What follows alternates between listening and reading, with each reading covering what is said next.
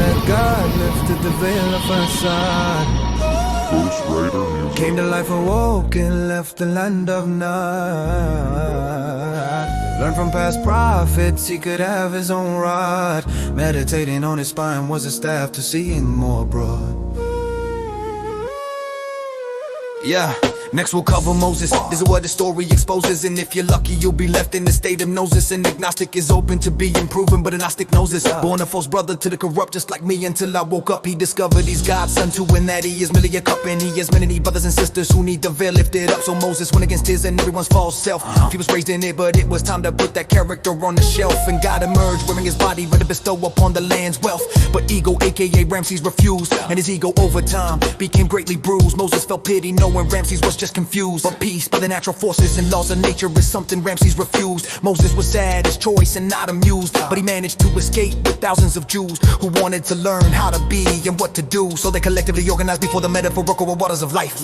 Moses, led by truth, set apart the confusion and cut it like butter with a knife. Here we will make it through and into a new life. But those who ignore the truth will be destroyed by their own stripes. See, the sea was never a sea, but a symbol, a way of seeing. When you can understand all these truths at once, you can integrate God's being. Moses met God, lifted the veil of facade.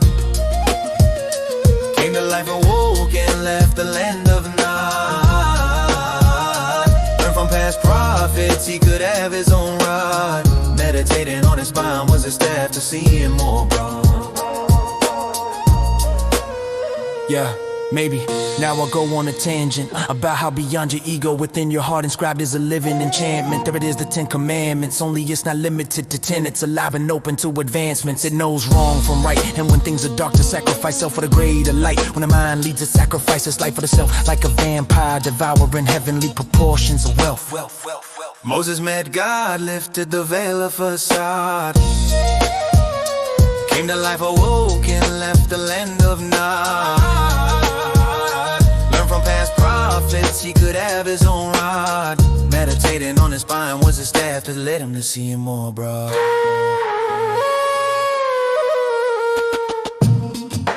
But Moses went up and wrote the words on a stone for us.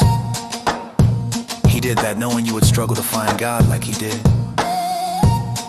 He was trying to reduce chaos by limiting the word to stone for finite beings. To comprehend Jesus showed us the word is alive and not a stone.